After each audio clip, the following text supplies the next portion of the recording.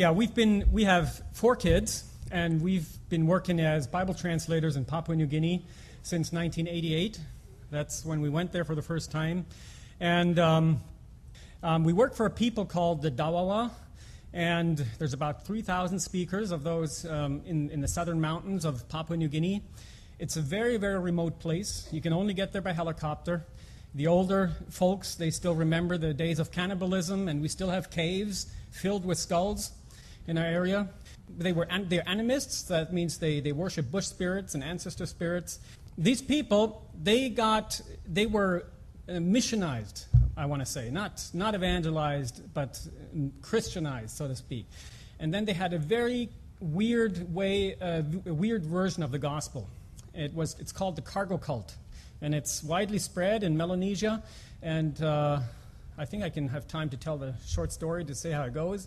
The cargo cult is a misunderstood gospel mixed up with Melanesian legends and mythology.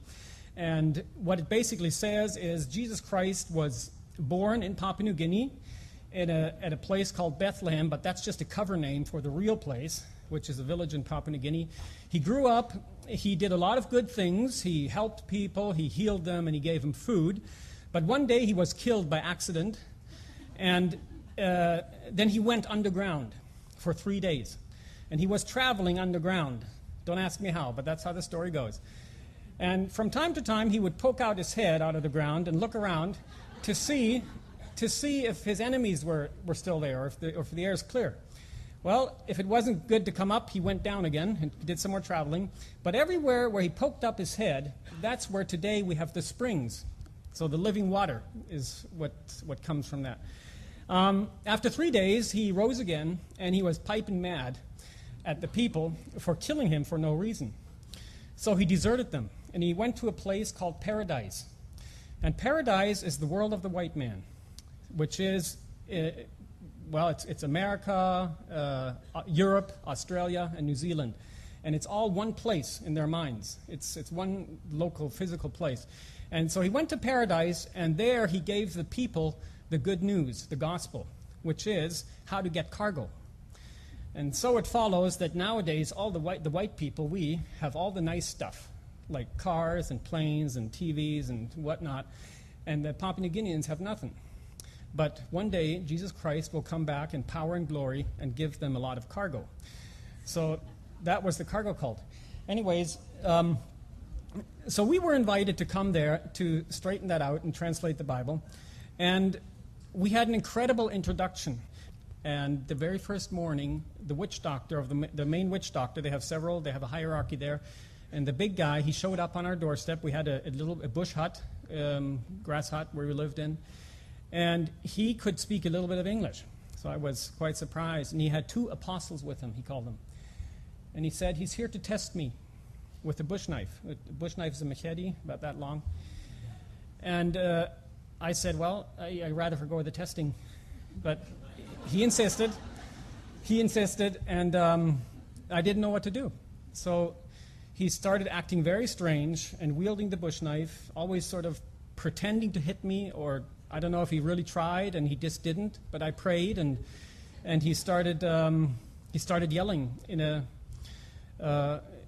language, and I said, what's going on? And he says, well, the invisible man is going to wield the bush knife, and he's going to test you. And I say, what do you mean, invisible man? He says, well, I have an invisible man with me all the time.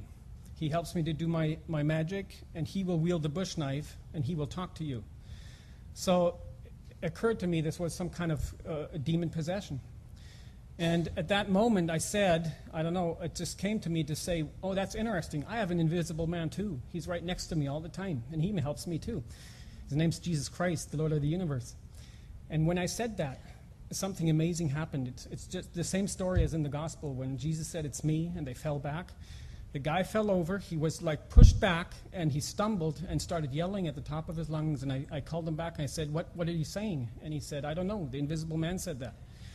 And so he started his test, wielding this bush knife at me. And after a while, he stopped, and he came up to me and said, okay, I know now I have to call you my Lord.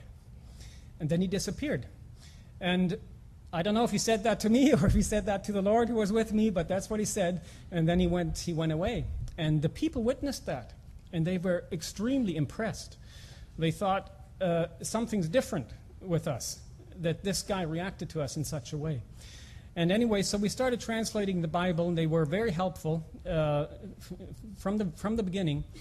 And the cargo cult, as we translated, I didn't go preaching every day, but just as we translated, the people woke up and said, "Wow, the cargo cult's not right."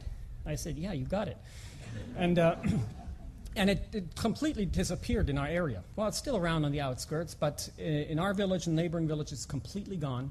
And when we dedicated the New Testament a couple of years ago, lots of things happened. The Lord showed his power in many different ways in those years that we've been there. And I could go on telling story after story like that of what the Lord has done. But when we had the dedication, there were representatives from each village, from the witch doctors, and they all came forward and they said, on this day, we want to start something new in our life. We want to have that God of power in our life who gives us reason to live, and we want to get rid of all this magic and this worshiping of spirits. And they brought all their magical items, not books, but it reminded me of the story in Acts, in Acts 19, where they burned all those books. And they burnt their stuff that they used to do witchcraft and sorcery on an altar and publicly announced that now they're going to follow Christ only. And that was amazing. It was a surreal moment for us. One of the reasons, I often ask myself, why are the Dawas so accepting of God, and why are they so open? Because we've been doing ministry and evangelism all our life. I mean, my wife and I, we started back when we were teenagers. We were out on the streets doing street evangelism, and we smuggled Bibles into Russia and all those things. We often had the impression people aren't interested, and they couldn't care less of what we had to say. And I found out that people aren't ready necessarily to receive the gospel. We were telling them Jesus loves them, but that doesn't matter. They say, well, so does my dog. And it doesn't mean much. If you hang the gospel somehow in a vacuum, it doesn't mean much. They have to know why the gospel is there and what it frees them from and what possibilities it opens to them. Well, the Dawas had that. And that's why they were so receptive. And it came when we started to translate the word for God. God is always a critical word in translation because you never know what are you going to use. Going to use the English word or some of the local words? Well, we had a local word that we used, and it came from a legend. And the legend goes like this. In the beginning, there was Mamai Tua. Mamai Tua is a compound word of Mamai and Tua, which means birth-giving daddy. Not father, but it's the word for daddy. It's a very strange word, and it's the highest and most powerful being in Dawa mythology, and it's the only being that is absolutely just and correct and good, and it's the being who made and created everything, and all the attributes of this Mamai Tua match exactly up with the God of the Bible. And so the story goes that Mamai Tua made everything in the beginning. He made the world, and he made two people. Isn't that interesting? And he made a tree. And he planted the tree in the world, and the two people, and the tree, there was a rope hanging down from heaven that ended in that tree. And when the people wanted to connect with God, they would climb into the tree and then shimmy up the rope and be with God. And everything was good. At that time, there was no death or decay or sickness. There was always enough food. It was paradise. Well, one day, the two people did something wrong, and God was very angry, and he cut the rope. Mamai Tua cut the rope. And from that day on, death entered the world, decay, anger, everything evil. And so the problem was that people could not reconnect to Mamai Tua anymore because he was the one who cut the rope. That meant he's the only one who was able to restore that rope or to restore that relationship again. You couldn't restore it with magic, what they did with other spirits. So when we heard of that, we tried to tell that, use that word Mamai Tua and introduce Jesus as Mamai Tua's son, and suddenly a whole world opened for them. And this is the way back to Mamai Tua. And they were so ready to just accept that after we had made that connection, and it worked very well. I went back to Papua New Guinea just for 6 weeks to helping them on translation in the Old Testament. And they were asking me and said, well, how are we going to print this? So we were talking about printing the Old Testament stuff that we translated. And by the way, they said, can you also print some more New Testaments for us? And I said, what do you mean? We still have tons of boxes sitting in our house in the village, and there's more at the center. I said, no, they're all sold out. And people are starting to copy them already and everything. And I said, what's going on? And they said, everything is sold out. The people are crazy about the New Testament.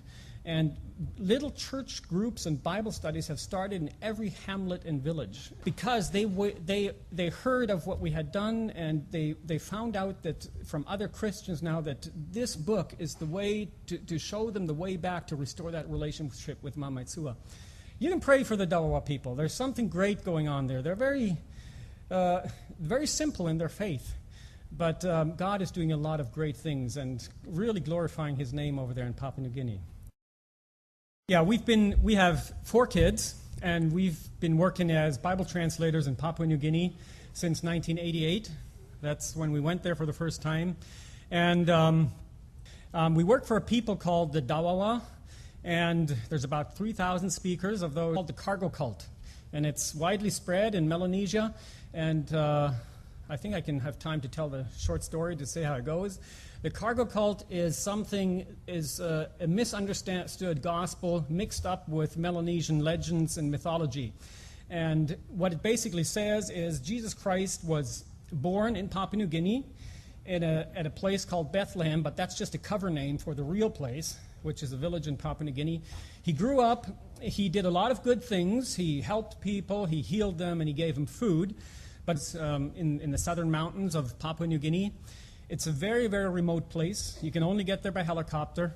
The older folks, they still remember the days of cannibalism, and we still have caves filled with skulls in our area.